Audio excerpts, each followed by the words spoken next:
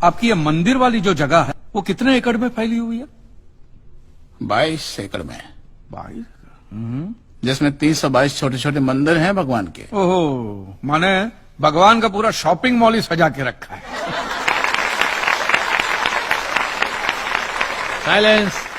और इन सारे मंदिरों में भगवान की सेवा के लिए 142 पुजारी हैं, समझा? आपके मंदिर के बाहर भिखारी कितने बैठते हो पता है आपको? क्या? भिखारी भिखारी अंदर की 320 मूर्तियां, 142 पुजारी याद है आपको, लेकिन आप ही के मंदिर के बाहर बरसों से कितने भिखारी बैठते हो याद है आपको? मिलॉर्ड, इनके मंदिर के बाहर जो भिखारी बैठते हो उसमें किसी को भी मंदिर के अंदर एंट्री नहीं। अब धूप हो बारिश हो बाहर सड़ते रहने का, अंदर पैर नहीं रखने का। ना मत कहना, ना मत कहना। ये आप ही के मंदिर के पुजारी ने मुझे बताया था। उसने तो मुझे ये भी बताया था महाराज कि कांजी भाई, ये केस अगर आपको जीतना है ना भैया तो हर सोमवार को आइए। तो मैंने पूछा मिलोड कि मैं कहाँ हूं? तो कहते हैं शिव जी के मंदिर में आइए और 1 लोटा दूध चढ़ाइए, फिर देखिए। मैंने बोला ठीक है, ये भी करके देख लेते। तो मिलोड में पहुंच गया मंडे को दूध का लोटा लेकर। ये लंबी लाइन लगी, सबके सब हाथ में लोटा पकड़ के खड़े हुए थे ऐसे।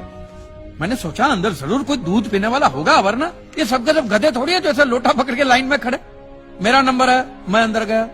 अंदर कोई नहीं था दूध पीने वाला, कोई नहीं। बीच में वो काला पत्थर पड़ा हुआ था, उसे शिवलिंग कहते हैं मूर्ख। हाँ, शिवलिंग पड़ा हुआ था। और वो पत्थर मिलो, वो पत्थर दूध था।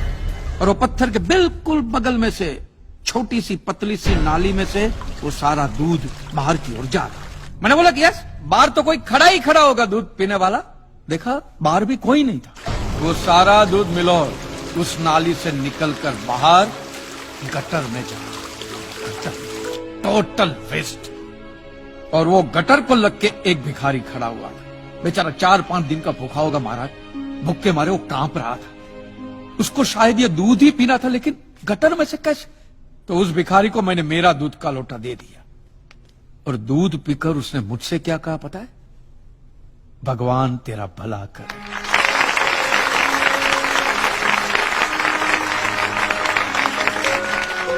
तो मंदिर में आने वाला एक एक इंसान वो पत्थर पे दूध डालने के बजाय किसी गरीब के पेट में डाले ना तो सबसे ज्यादा पुण्य मिलेगा, नहीं? और हाँ मौलवी साहब, किसी दरगाह पे फूलों की चादर उड़ाने के बजाय किसी नंगे फकीर के बदन पे कपड़ों की चादर उड़ाई जाए ना तो अल्लाह को बहुत खुशी मिलेगी। और जीसस के सामने मोमबत्तियां जलाने से अच्छा है किसी गरीब की झोंपड़ी में जलाइए, तो उसके घर में कभी अंधेरा नहीं होगा। क्यों, तुम भी भगवान को नहीं मानते क्या? अरे मैं खुद भगवान हूँ। अच्छा, तो मैं अमिताभ बच्चन हूँ। देखो कांजी, दूध, चद्दर, मोमबत्ती ये सब चढ़ाना एक प्रथा है। भगवान की पूजा अर्चना, इन सब का मूल्य तुम नहीं समझोगे क्योंकि तुम एक नास्तिक हो। जगत की मोह माया से तुम अभी तक मुक्त नहीं हुए। आप तो हो गए हो ना, आप तो बिल्कुल मोक्ष के दरवाजे पे खड़े हो। तो ये जो रीति रिवाज के नाम पे ढोंग चलते उनको बंद करवाइए ना महाराज। शनिवार को हनुमान जी की मूर्ति पे कितना तेल बर्बाद होता है पता है आपको? लोग 2 रुपये के 5 रुपए के सिक्के यूं करके मूर्ति पे चिपकाते हैं। हनुमान जी इन सारे चिल्लर का क्या करेंगे? कांजी भाई बिल्कुल ठीक कह रहे हैं। साईं बाबा अपनी पूरी जिंदगी गरीबों के लिए और गरीबी में जिए।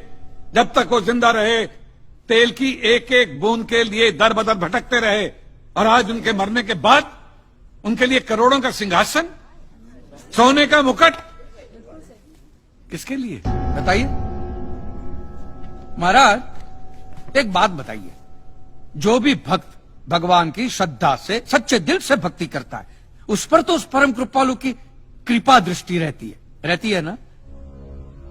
रहती है ना? आया ना? तो चलिए महाराज मुझे ये बताइए कि अमरनाथ और वैष्णो देवी की यात्रा पे जाती हुई बस नीचे खाई में क्यों गिर जाती है? वो तो भगवान की भक्ति के लिए जा रहे थे, श्रद्धा से भजन गाते गाते जा रहे थे, तो भगवान ने डायरेक्टली उनको ऊपर बुला लिया। और आप मुझे एक गाड़ी ऐसी बताइए जिसका एक्सीडेंट हुआ हो और जिसके अंदर भगवान की मूर्ति या फोटोग्राफ ना हो। बताइए। I object my Lord. From day 1 ये आदमी बातों को यूं गोल गोल घुमा रहा है। मिस्टर कांजी, ये कोई डिबेट नहीं है अच्छे बुरे की, ये कोर्ट है और यहां प्रूफ चलता है। और हमारे पास प्रूफ है, इंश्योरेंस पेपर्स पर आपके सिग्नेचर्स। इसलिए लीगली आपको कोई हक नहीं बनता इंश्योरेंस कंपनी से पैसे मांगने। और जहां तक हमारा प्रश्न है, बीमा कंपनी के नियमों को हम नहीं मानते। अगर उन्होंने लिख दिया कि भूकंप जज साहब ने करवाया है, तो क्या जज साहब पैसे देंगे?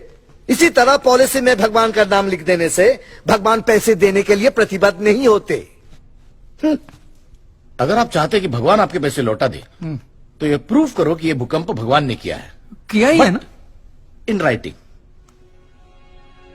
है, कहीं लिखा हुआ तुम्हारे पास है? Any proof? मिलॉर्ड, ये mister kanji, court of law में सिर्फ दलीलों पर फैसले नहीं होते। आपकी दलीलें, आपके आर्गुमेंट्स आम जनता के लिए कितने भी वैलिड क्यों ना हो, लेकिन अगर आप उन्हें साबित नहीं कर सकते हैं तो उनका कोई मतलब नहीं। आपके पास कोई सबूत है? You may please proceed. Your honour, इससे पहले कि मिस्टर कांजी अपने तीखे और कटाक्ष भरे व्यूज बिना किसी रेफरेंस प्रदर्शित करें, मैं उनसे पूछना चाहता हूं कि उनके पास कोई प्रूफ है जिससे वो साबित कर सके कि उनकी दुकान भगवान ने गिराई है। मिलॉर्ड, अब जो सवाल मैं पूछने जा रहा हूं उसके लिए मुझे एक ज्ञानी पंडित की जरूरत है। तो आप मेरे जो भी कोई ज्ञानी पंडित है वो यहां पे आए, सिर्फ ज्ञानी आए, ज्ञानी। हाँ, आप बैठ जाइए।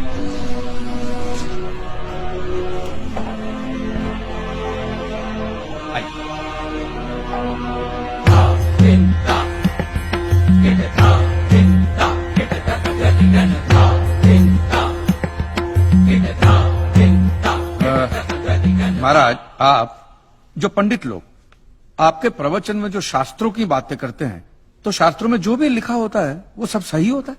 100%। ऐसा कहां लिखा है? ये तो आप कह रहे हैं। गीता में लिखा है। अच्छा, क्या लिखा है गीता में? गीता के 4थे अध्याय का 40वां श्लोक, अज्ञस्य अश्रद्धानस्य संशयात्मा विनश्यति, नायम लोकस्ति न परा न सुखम संशयात्मना। मतलब क्या? इसका अर्थ है, जो अज्ञानी श्रद्धा विहीन मनुष्य शास्त्र पर संदेह या शक करता है, उसका विनाश निश्चित है। उसे भूलोक या परलोक कहीं भी शांति नहीं मिलती। समझा? ये बहुत इंटरेस्टिंग आइटम है। महाराज, आपको ये गीता में या शास्त्रों में कुछ भी समझ में आता है, है? कि जो भी लीलाधर महाराज बोल रहे उसमें बस ऐसे समझा समझा करके हाथ हिला रहे हैं। मिलॉर्ड, वो स्कूल में छोटे छोटे बच्चे होते, उनको प्रेयर कभी पूरी याद नहीं रहती, तो बेचारे आंख बंद करके ऐसे करके होंठ हिलाते, वो होंठ हिलाते, ये हाथ हिलाते। एक कांजी, तूने एक सिद्ध साधु का अपमान किया है, तो तुझे नरक में भी जगह नहीं मिलेगी। कहां से मिलेगी महाराज? आप लोगों ने पहले से ही वहां कुल्ले टिका के रखे हैं।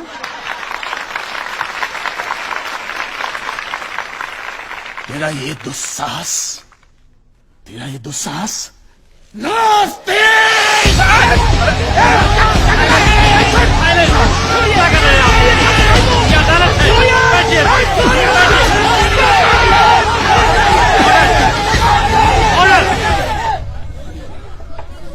बैठ जाइए।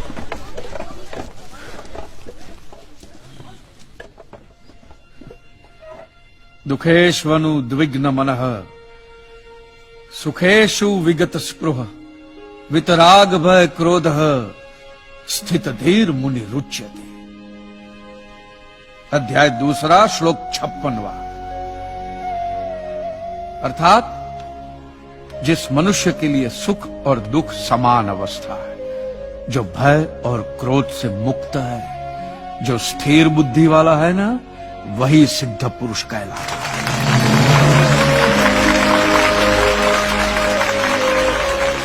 ये मुझे गीता सिखाएंगे? अरे ये क्या गीता सिखाएंगे मिलॉर्ड, इन लोगों की तो आईक्यू भी रूम टेम्परेचर से लो है। आपको 2 बात किया कही मैंने उकसाने के लिए, भड़काने के लिए, मुझे मारने चले हैं। ऐसी है आपकी सिद्धि सिद्धेश्वर? मिस्टर कांजी, उनकी सिद्धि क्या है, यह कोर्ट का मुद्दा नहीं है। कोर्ट का मुद्दा यह है कि आपकी दुकान किसने गिराई। भगवान ने गिराई है। ये आप फैसला सुना रहे। फैसला सुनाना जज साहब का काम है, आपका नहीं। आपको तो सिर्फ प्रूफ करना है कि उस दिन जो भूकंप आया वो भगवान की वजह से आया था, जो प्रूव करना इम्पॉसिबल है। Relax relax relax, nothing is impossible. Swami ji, एक बात बताइए, भगवान ने ही ये भगवत गीता कही है, कही है, और भगवत गीता में जो भी कहा गया है वो सब सच है? 100%। Point to be noted milord. तो मुझे एक बात बताइए कि भगवान ने भगवत गीता के 9वें अध्याय के 8वें श्लोक में क्यों ऐसा कहा है कि पूरी सृष्टि का सर्जन मेरी इच्छा से हुआ, इसका विनाश भी मेरी इच्छा से होगा, ये पूरी सृष्टि मेरी इच्छा के अधीन है, इसके सर्जन और विनाश के लिए सिर्फ मैं और मैं ही जिम्मेदार हूं। और ये देखिए मिलॉर्ड, ये बाइबल में भी कहा गया है, Aiza chapter 54 verse 16। See, it is I who have created the smith who blows the fire of coals and produces a weapon fit for his purpose. I have also created the ravager to destroy. अब ये देखिए, ये कुरान शरीफ में भी है। सूरह जलजला 99 आयत 1 से 8 में भी लिखा है कि जब जमीन अपनी पूरी शिद्दत के साथ हिला डाली जाएगी और जमीन अपने अंदर के सारे बोझ को निकालकर बाहर डाल देगी और इंसान कहेगा कि ये उसको क्या हो रहा है, उस दिन वो अपने ऊपर बीते हालात बयां करेगी, क्योंकि तेरे रब ने उसे ऐसा करने का आदेश दिया होगा। रब ने।